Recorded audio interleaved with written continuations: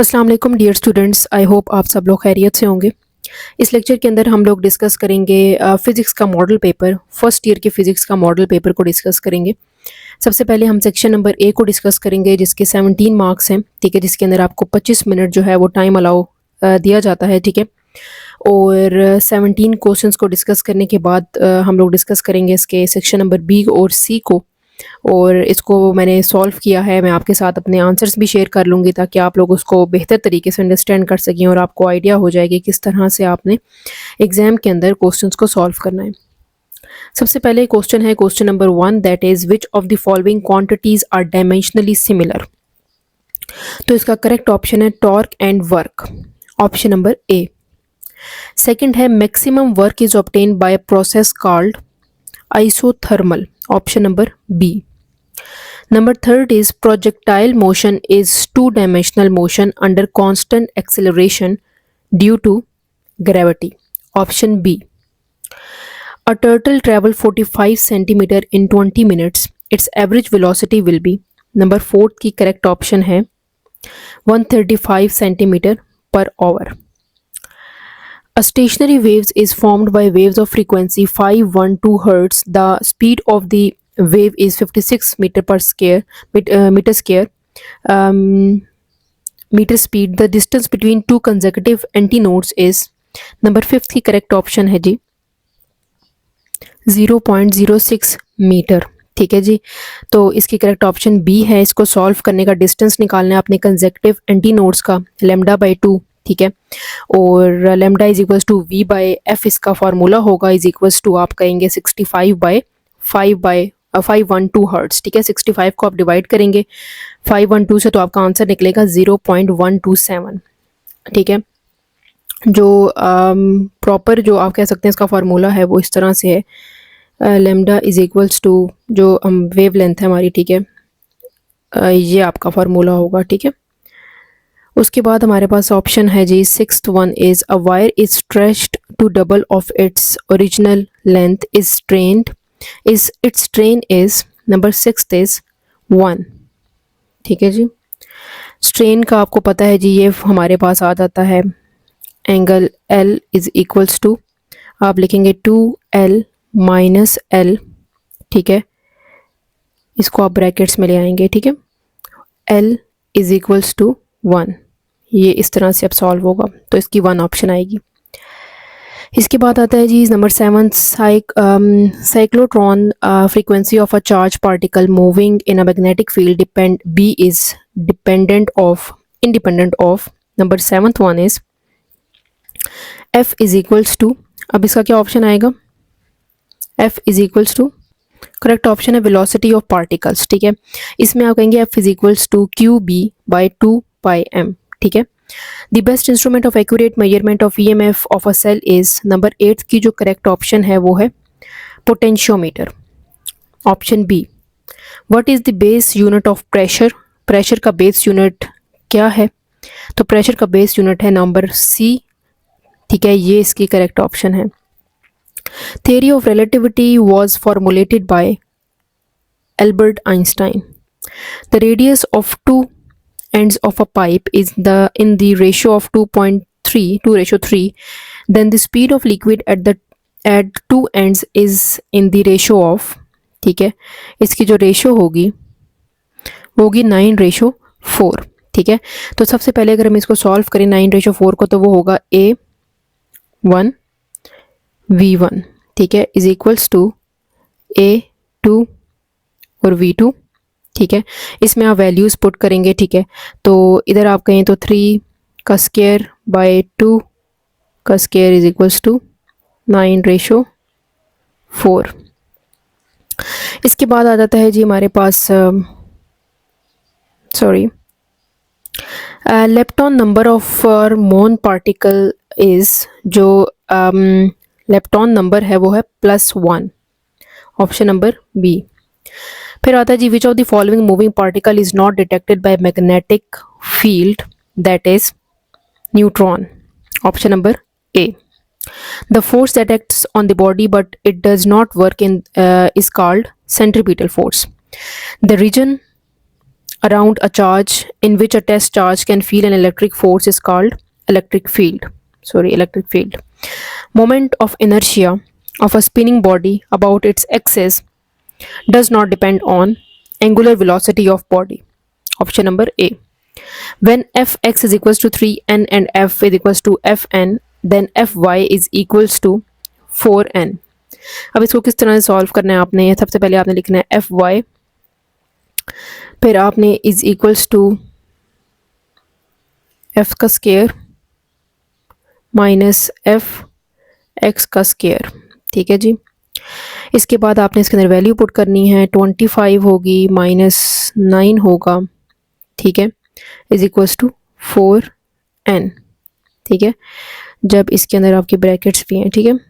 तो इस तरह से आपने वैल्यूज़ पुट करके इसका आंसर निकाल लेना है, ठीक है जी। अब हम देखते हैं क्वेश्चंस एंड आंसर्स की तरफ चलते हैं सेक्शन नंबर बी के अंदर। तो इसके हम लोगों ने क्वेश्चन सॉल्व करने होते हैं 13, ठीक है। हर क्वेश्चन के अंदर ऑप्शन है, आपको दिख ही रहा होगा इसमें, ठीक है, मॉडल पेपर में। सो इसको हम लोग सॉल्व करेंगे। फिर इसके बाद सेक्शन नंबर बी है, सी है, जो 4 क्वेश्चंस के ऊपर बेस्ड है और हर क्वेश्चंस के इक्वल मार्क्स हैं और हर क्वेश्चन में ऑप्शंस हैं, आपके पास चॉइस है कि आप कौन सा क्वेश्चन सॉल्व करना चाहेंगे, ठीक है।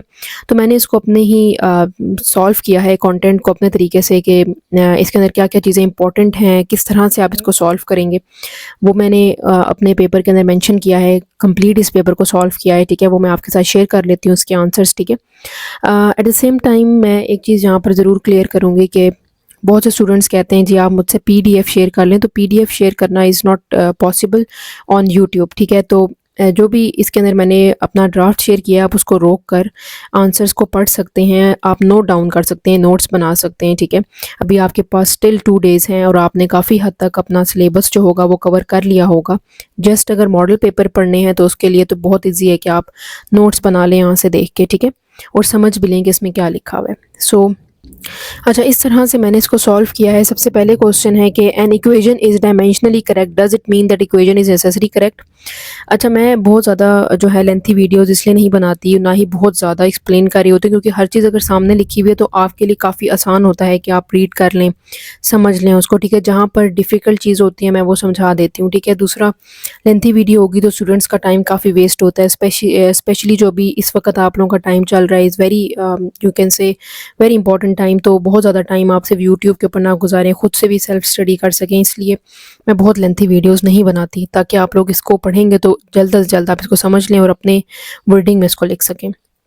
A dimensionally correct equation is not necessarily a physical correct equation. Dimensional analysis only checks whether the dimension on the both sides of an equation are the same. इसके बाद मैंने इसके अंदर न्यूमेरिकल जो इसका डाटा था वो लिखा है, इसकी एग्जांपल लिखी है, आप देख सकते हैं इसके अंदर, ठीक है, कि इसका फार्मूला लिखा है, ठीक है। Both are dimensionally correct but only the first equation is physically correct, ठीक है। तो मैंने इसको प्रूव कर दिया है। Define crystalline and amorphous solid, ये तो काफ़ी इजी क्वेश्चन है, ठीक है, कि solid whose constituent particles are arranged in a regular repeating 3 dimensional pattern are called crystalline solid. इसकी एग्जांपल्स मैंने यहाँ पर मेंशन कर दी हैं, you can read it as well. Amorphous कौन सा होते हैं, that do not possess a regular long range arrangement, ठीक है, ग्लास, प्लास्टिक एंड रबर। इसका डिफरेंस भी मैंने लिख लिया, क्योंकि most of the times difference भी पूछा जाता है कि क्रिस्टलाइन और अमॉर्फस के दरमियान में डिफरेंस लिखें। तो ये यहाँ पर मेंशन है, regular, irregular, melting point definite होता है, इसका नहीं होता, एंड आइसोट्रोपिक और आइसोट्रोपिक। इसके बाद है जी right the characteristic of scalar products, ठीक है। तो ये काफ़ी ईजी है। Scalar dot product of two vector is called as is defined as a dot b, a scalar b, a b cos theta. Characteristic results is a scalar quantity commutative, ठीक है। ये भी साथ मैंने इसे कुछ कैरेक्टरिस्टिक्स लिख लिए, इसके एंगल वगैरह। इसके बाद नेक्स्ट क्वेश्चन है differentiate between conservative and non conservative force. तो ये भी कंजर्वेटिव फोर्स की डिफरेंसेस हैं, 4 के करीब मैंने इसके अंदर डिफरेंसेस लिखे हैं। Work done is path dependent. Work done depends on path. Mechanical energy not conserved. Work done is closed path is equals to 0. Work done in closed is not equals to 0. Example gravitational force है, इसके बाद frictional force है, ठीक है जी। इसके बाद है जी what is the effect of radius of cross section of conductor on its resistance. तो ये हमने इसका जो है वो लिख दिया है, ठीक है। रेजिस्टेंस का इसके साथ फार्मूला है, resistance of a conductor is, और इसकी कंक्लूजन भी लिख लिया इसके फार्मूलाज के साथ। Explain the stress strain curve for ductile material, तो वो यहाँ पर मैंने मेंशन कर दिया है। Proportional limit, elastic limit, yield point, ultimate strength और ब्रेकिंग पॉइंट आप इजीली खुद भी रीड कर सकते हैं, ठीक है। Find the angle of projection for which maximum height and corresponding range are equal. Maximum height मैंने मेंशन की है, रेंज बताई है, उसकी सोल्यूशन निकाला है और इसका आंसर निकाला है, ठीक है। Using a concept of dot product shows that a magnetic flux is scalar product of magnetic flux density and area. Magnetic flux through a surface is defined as this, ठीक है। इसको using dot product आपने use करके इसका find out कर लेना है। Two tuning forks of frequencies 456 Hz and 452 Hz are sounded together. How many beats are produced over period of 10s? तो ये आपके पास बहुत ही सिंपल सा बीट फ्रीक्वेंसी उसका फार्मूला और वैल्यूज़ पुट करके आपने इसका बीट्स का आंसर निकाल लेना है। Why does the resistance of LDR decrease with increase in intensity of light on its own?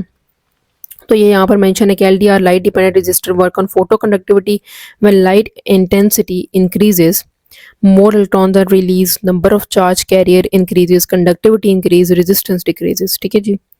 वो उसकी इन्वर्सली प्रोपोर्शनल है रेजिस्टेंस, दैट इज़ वाई वो जो होगी वो डिक्रीज होगी।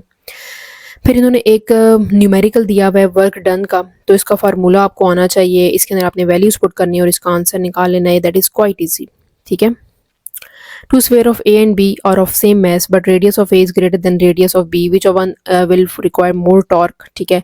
तो moment of inertia of sphere, आपने इनर्शिया का फार्मूला लगाना है दोनों की, देखना है same mass and sphere A has larger radius, तो उसके बाद टॉर्क आपने फार्मूला लगा के आपने स्फीयर ए के बारे में बताना है।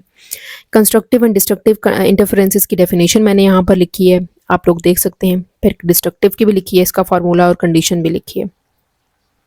अब हम देखेंगे सेक्शन नंबर सी को, और मैंने इसको काफ़ी डिफरेंट तरीके से सॉल्व किया है कि पहले मैंने इसकी आउटलाइन बनाई है, आप भी बना सकते हैं आउटलाइन, ठीक है। इससे ज़रा अरेंजमेंट अच्छी लगती है, प्रेजेंटेशन अच्छी लगती है, और मार्क्स जो हैं लेने में थोड़ा सा आप कह सकते हैं कि एक प्रेजेंटेशन आती है आपके पेपर के ऊपर, तो एग्जामिनर को एक अच्छा इंप्रेशन जाता है, ठीक है। आपने इंट्रोडक्शन लिखना है आउटलाइन में, 4 प्रोसेस ऑफ कार्नोट साइकिल है, एफिशिएंसी ऑफ कार्नोट इंजन है, डेरिवेशन है और कंक्लूजन है। इस तरह मैंने इसको सॉल्व किया है, यू कैन सी इंट्रोडक्शन मैंने इसका दिया है, ठीक है, आप देख सकते हैं लेक्चर के अंदर। इसके बाद मैंने 4 प्रोसेसेस ऑफ कार्नोट साइकिल दिया, आइसोथर्मल एक्सपेंशन देख सकते हैं आप लोग, आइडियाबैटिक एक्सपेंशन दी है, आइसोथर्मल कंप्रेशन दी है, एडियाबैटिक कंप्रेशन दी है, ठीक है। तो ये आप खुद से भी रीड कर सकते हैं कि मैंने इसके अंदर क्या लिखा है, ठीक है, और वीडियो पॉज करके भी आप इसको खुद से पढ़ सकते हैं। इसके बाद एफिशिएंसी दी है कार्नोट इंजन की, ठीक है, एफिशिएंसी यहाँ पर मेंशन्ड है, ठीक है। इसके बाद मैंने इसकी कंक्लूजन दी है, ठीक है, तो ये भी आप रीड कर सकते हैं। क्वेश्चन नंबर 4 है state law of conservation of angular momentum, show that angle L, ठीक है, is equal to 0 in angular momentum, तो इसकी भी मैंने आउटलाइन दी है। इसके अंदर स्टेटमेंट देनी है, relation between torque and angular momentum मैंने दिया है, उसके बाद इसका प्रूफ किया है। Therefore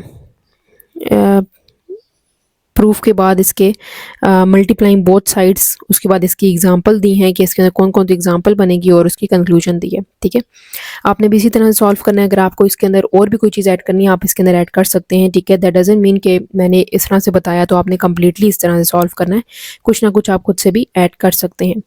what is meant by quark, explain the quark family of particles, ये काफ़ी इंपॉर्टेंट क्वेश्चन और बहुत दफ़ा पूछा जा चुका है, ठीक है। तो ये आपने क्वार्क जो है वो लाजमी प्रिपेयर करना है, इसकी आउटलाइन भी मैंने बनाई है, इसकी डेफिनेशन दी है, क्वार्क की फैमिली और इसके सिंबल, चार्जेस बताए हैं, फॉर्मेशन ऑफ पार्टिकल्स बताए हैं, इसके बाद प्रॉपर्टीज़ बताई हैं, और इसके बाद इसको कंक्लूड कर दिया है। लास्ट क्वेश्चन है जी find current flowing through each resistor using Kirchhoff law. तो गिवन लेफ्ट बैटरी है, राइट बैटरी है, वहाँ पर एक पिक्चर बनी हुई है, आप मॉडल पेपर पे एक दफ़ा दोबारा नज़र दौड़ाएं तो आपको पता चलेगा। तो मैंने यहाँ पर पिक्चर ड्रॉ नहीं की है, ठीक है, आप उसको दोबारा से देख सकते हैं कि लेफ़्ट बैटरी, राइट और मिडल रजिस्टर कहाँ पर है, बॉटम रजिस्टर कहाँ है। अगर हम क्रिशॉफ का वोल्टेज लॉ अप्लाई करेंगे तो लेफ़्ट लूप राइट लूप में क्या इक्वेशन बनेगी, फिर सब्स्टिट्यूटिंग इक्वेशन होगी, ठीक है, उसके अंदर आप वैल्यूज़ पुट करेंगे, देयरफॉर आपके पास करंट थ्रू रजिस्टर्स ये आएगा, और फाइनल आंसर आपके पास ये आएगा, ठीक है जी, 5 A एंड करंट थ्रू 2 और रजिस्टर से और रन थ्रू वन रजिस्टर से आपके पास ये आंसर आएगा, ठीक है। तो इस तरह से आपने क्वेश्चंस को सॉल्व करना है, ठीक है। स्टिल अगर आपको कोई भी क्वेरीज हैं, कोई भी इशू है, कोई चीज़ आपको समझ नहीं आई है या कुछ चीज़ें आप कह सकते हैं कि मेरा मेथड डिफरेंट है, आप मुझसे कमेंट सेक्शन के अंदर पूछ सकते हैं। Wish you very good luck for your exam. Please keep supporting and thank you so much for watching.